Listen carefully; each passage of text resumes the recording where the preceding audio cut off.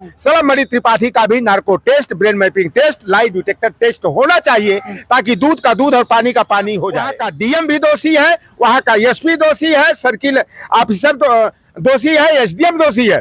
उनको भी जो है कि नौकरी से निलंबित ही नहीं, उनको तो बर्खास्त कर दिया जाए। इस षड्यंत्र को रचने वाला सलम त्रिपाठी है, उस पर 120B का जो है मुकदमा जो है कि कायम करने के साथ साथ देवेश दुबे जो सत्यप्रकाश दुबे का बेटा है वही मुख्य अभियुक्त है और उसका बहनोई देवेश दुबे का, इन पर 302 का मुकदमा जो है कायम करके देवरिया मामले को लेकर के बड़ी खबर आ रही है। देवरिया में जिस जमीनी विवाद को लेकर के 6 लोगों की जान गई थी और फैसला ये आया है कि उस जमीनी विवाद का खारिज दाखिल डिटर्मिनेशन जो है वो प्रेम यादव के पक्ष में हो गया है।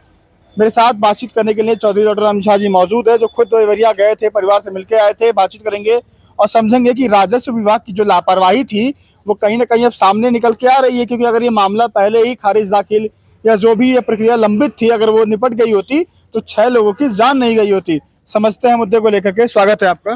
धन्यवाद आपके चैनल को। क्या लगता है कि मामला कहाँ गया, कैसे अटका, 6 लोगों की जान गई, उसके बाद से अब देखिए कि डिटर्मिनेशन होता है, खारिज दाखिल होता है, जो हक है वो प्रेम यादव के परिवार के पक्ष में आता है। देखिए, हम लोग पहले से भी कहते आए थे कि देर होगा लेकिन अंधेर नहीं होगा, और अंततः गत्वा प्रेमचंद यादव की जो सलम त्रिपाठी जो देवरिया से भाजपा का विधायक है, उसने षड्यंत्र रच करके प्रेमचंद यादव की जमीन को लेना चाहता था। वह षड्यंत्रकारी है और सत्यप्रकाश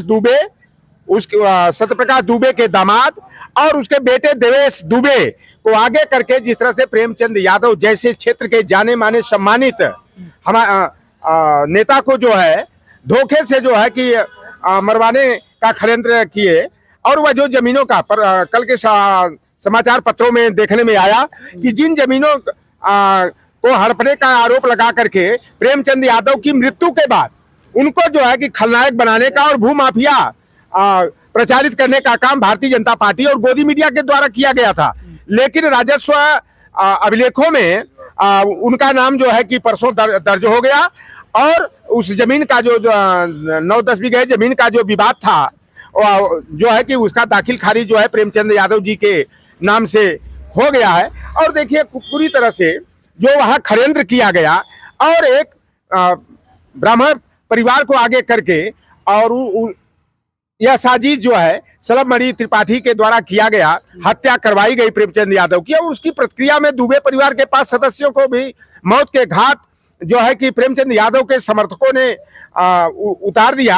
और उसमें जो है नवनाथ मिश्रा जो उनके ड्राइवर थे, बड़े वफादार थे, उन्होंने स्वयं स्वीकार किया कि 3 दुबे परिवार के सदस्यों की हत्या मैंने किया हूं। लेकिन यादव परिवार को और यादव समाज को खलनायक बनाने का काम जिस तरह से गोदी मीडिया के माध्यम से किया गया था, दूध का दूध और पानी का पानी हो गया। और मैं मांग करता हूं कि जो इस षड्यंत्र को रचने वाला सलम त्रिपाठी है, उस पर 120B का जो है मुकदमा जो है कि कायम करने के साथ साथ देवेश दुबे जो सत्यप्रकाश दुबे का बेटा है वही मुख्य अभियुक्त है और उसका बहनोई देवेश दुबे का, इन पर 302 का मुकदमा जो है कायम करके तत्काल गिरफ्तार किया जाना चाहिए। और इन दोनों के साथ साथ सलम त्रिपाठी का भी narco test, brain mapping test, lie detector test होना चाहिए ताकि दूध का दूध और पानी का पानी हो जाए। राजस्व विभाग को कैसे देखते हैं आप, कितनी लापरवाही है, क्या मानते हैं? देखिए, ये मामले जब घटनाएं घट जाती हैं तब जो है कि शासन प्रशासन जो है कि सचेत होता है। अगर समय रहते हुए उस जमीन का जो है दाखिल खारिज हो गया होता या राजस्व विभाग जो है सक्रियता दिखा दिया होता तो इस तरह 6 लोग जो हमारे बीच से चले गए, प्रेमचंद यादव जी चले गए, उनके 3 बेटियां, 1 बेटा जो है कि अनाथ हो गए, दुबे परिवार के भी 5 सदस्य चले गए, यह हादसा नहीं हुआ होता। इसके लिए पूरी तरह से जो है राजस्व विभाग के कर्मचारी और अधिकारी दोषी हैं, उन पर सख्त से सख्त कार्रवाई होनी चाहिए। और उससे पहले प्रेमचंद जी की हत्या जो है धोखे से 2 अक्टूबर गांधी जी की जयंती के अवसर पर किया गया, उससे पूर्व जो है थाने में जो है कि पंचायत भी हुई थी, लेकिन जातिवादी पुलिस अधिकारी अगर सक्रियता दिखाए होते तो यह हादसा नहीं होता। वहां का डीएम भी दोषी है, वहां का एसपी दोषी है, सर्किल ऑफिसर दोषी है, एसडीएम दोषी है, उनको भी जो है कि नौकरी से निलंबित ही नहीं, उनको तो बर्खास्त कर दिया जाना चाहिए और उन पर जो है कि 302 का मुकदमा कायम होना चाहिए। जब पहले पंचायत हुई, थाने में हुई, तो पुलिस अधिकारियों ने सक्रियता क्यों नहीं दिखाया? और यह कोरम पूर्ति के लिए योगी की सरकार ने जो 15 राजस्व विभाग के कर्मचारियों और अधिकारियों को निलंबित करने का काम किया, कुछ पूर्व के जो राजस्व विभाग के अधिकारी थे, कानूनगो थे, लेखपाल थे, उनको भी आरोपी बनाया गया, जाति देखकर लोगों को निलंबित किया गया।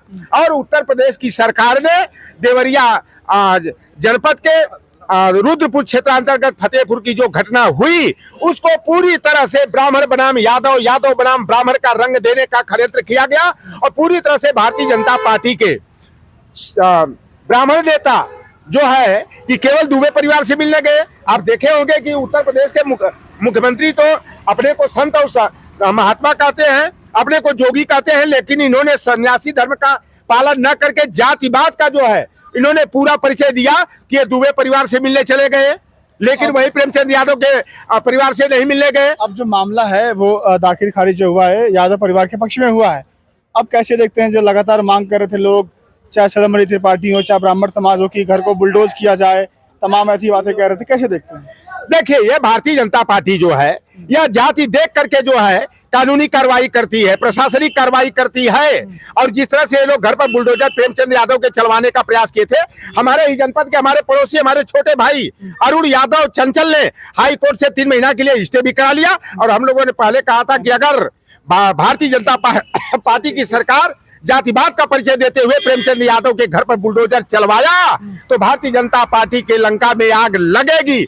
और भारतीय जनता पार्टी का जो जातिवाद है वह खुल करके सामने आ गया है और ओबीसी, एससी, एसटी, माइनॉरिटी के लोग जो है भारतीय जनता पार्टी के असली चेहरे को पहचान गए हैं। और 2024 के चुनाव में यह मुद्दा केवल प्रेमचंद यादव का नहीं, यह मुद्दा राष्ट्रीय स्तर का मुद्दा हो गया। और हमारे प्रेमचंद यादव तो बलिदान हो गए, काल के गाल में चले गए, लेकिन उन्होंने ओबीसी, एससी, एसटी को जागृत करने का काम किया है। उनका बलिदान व्यर्थ न जाए, इसलिए ओबीसी, एससी, एसटी के लोगों को जो है प्रेमचंद के बलिदान से सबक लेते हुए भारतीय जनता पार्टी की विदाई के लिए जो है पूरा कमर कस करके तैयार होना चाहिए। और जिन लोगों, शशांक मणि त्रिपाठी ने कहा कि हम चुनाव लोकसभा का लड़ेंगे, ओबीसी, एससी, एसटी का वोट नहीं मांगने जाएंगे, तो हम भी अपने ओबीसी, एससी, एसटी, बहुजन वर्ग के लोगों से आह्वान करते हैं कि जो हमारे आरक्षण का विरोधी है, जो मंडल विरोधी है, जो हमारे बड़े बुजुर्गों को मान सम्मान नहीं देता है, उनको भी मान सम्मान देंगे,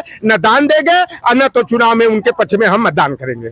चलिए, देवरिया वाले मुद्दे पर बातचीत हुई, क्या कहा इन्होंने आपने सुना।